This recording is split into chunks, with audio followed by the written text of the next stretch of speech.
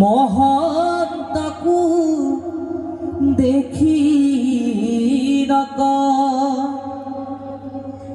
ৰয় হত কাৰ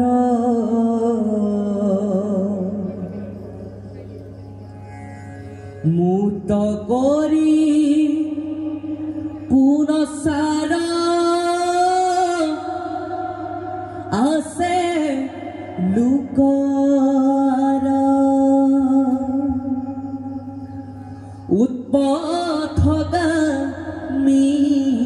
উৎপথগামীন্দ্ৰ ভৈল সমুদায়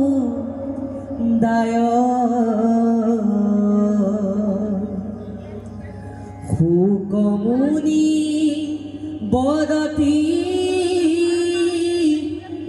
শুনিও কুৰুৰায় একদিনে বৃহস্পতি গৈলা সেহি থান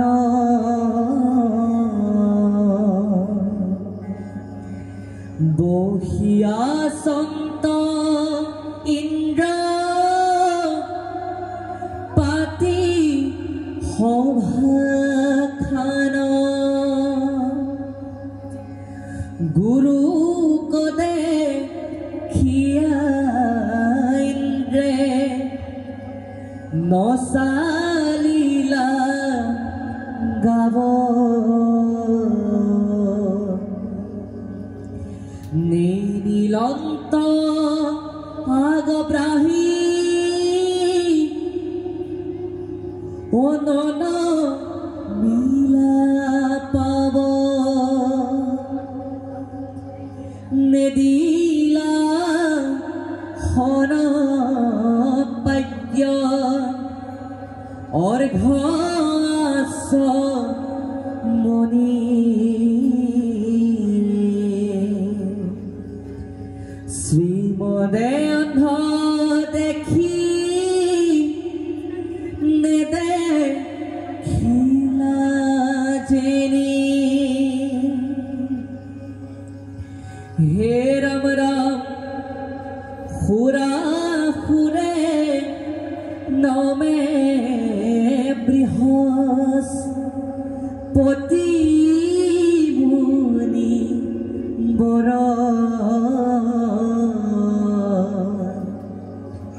শিষ্য হুইয়া ইন্দ্ৰে নক ৰিলন্ত সাদৰ কৃষ্ণ হে আই সমস্ত আমি সবে আপোনাক হ'ব কাৰণে প্ৰকাশ কৰিবলৈ কৈছিলোঁ যে এইষাৰ কথা মই প্ৰায় ঠাইতে প্ৰকাশ কৰোঁ আৰু আজিও আপোনাক সবৰ কাৰণে প্ৰকাশ কৰিবলৈ বিচাৰিছোঁ যে আইসকলৰ মুখত সিজিব লাগে হৰিনাম কিন্তু সিজি থাকে তামোল পাণ আইসকলৰ মুখত সিজিব লাগে হৰিনাম কিন্তু সিজি থাকে তামোল পাণ হয়নে আই সমস্ত এতিয়া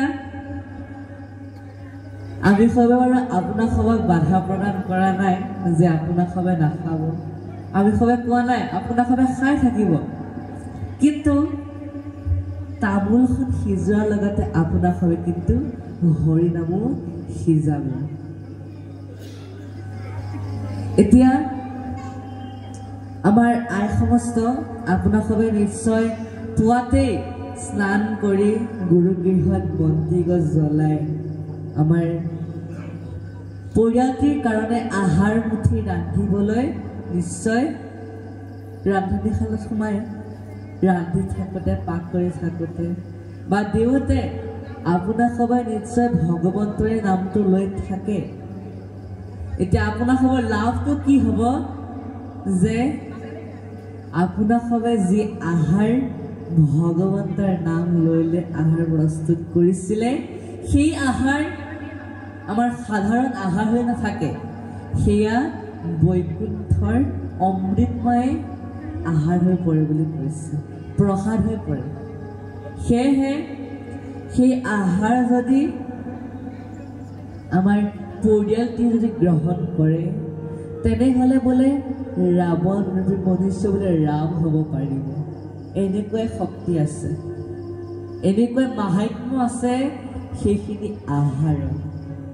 সেইকাৰণে আমি আহাৰ প্ৰস্তুত কৰোঁতে কেতিয়া গ্ৰাম্য কথা, এনেধৰণৰ কথা পাতি পাতি আহাৰ বনাব নালাগে।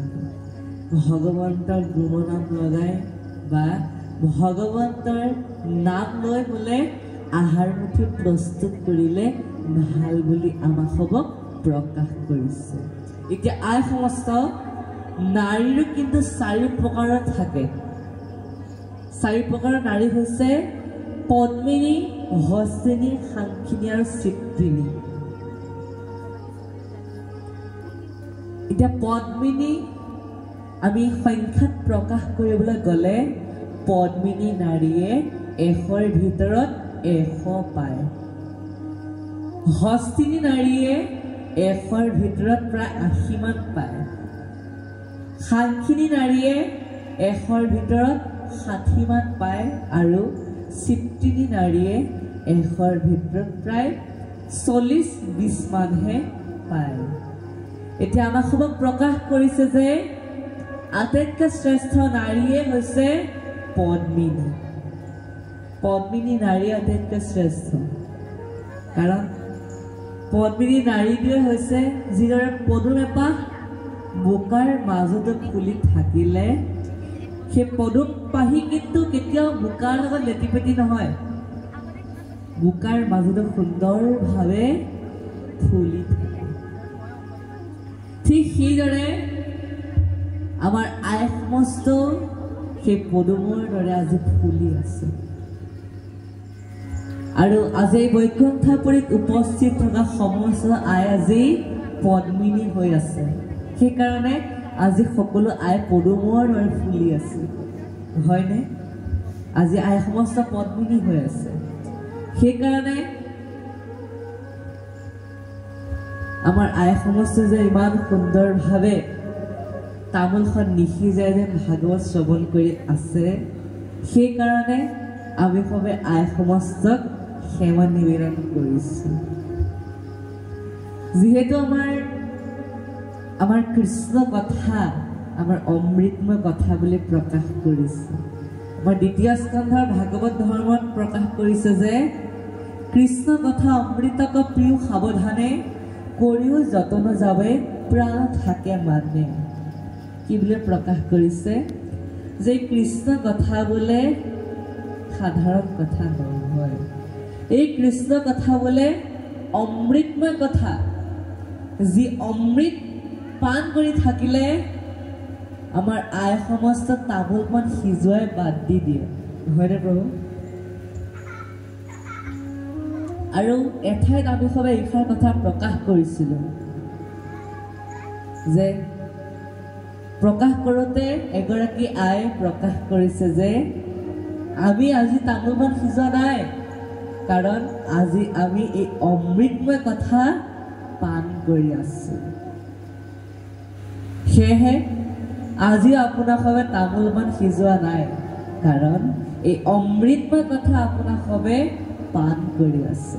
আৰু পান কৰি থাকোঁতে অতি সাৱধানেৰে পৰা পান কৰিব দিছে আমাক সবক। অতি সাৱধানেৰে একান্ত মনেৰে আমাক সবক পান কৰিবলৈ কৈছে।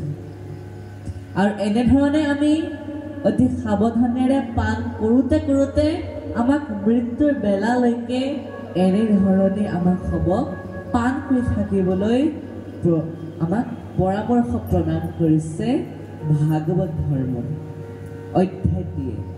সেয়েহে আমি সবে যিকণ সময় ভাগৱত শ্ৰৱণ কৰোঁ অতি একান্ত মনেৰে বা অতি সাৱধানেৰে আমাক সবক শ্ৰৱণ কৰিবলৈ কৈছে। আমি এতিয়া পুনৰ পাঠৰ মাজলৈ আগবাঢ়ো, লগতে আমি সবে পিছৰ পদত প্ৰকাশ কৰিম যে আমি যে আজি ভাগৱত শ্ৰৱণ কীৰ্তন কৰিছোঁ আমাৰ এটা লাভ কি হ'ব আজি আপোনাক সবে অনুষ্ঠান বা আয়োজন কৰিছে আমাৰ লাভ কি হ'ব সেই কথাটো প্ৰকাশ কৰিম আৰু আমি পুনৰ পাঠৰ মাজলৈ আগবাঢ়িম কৃষ্ণ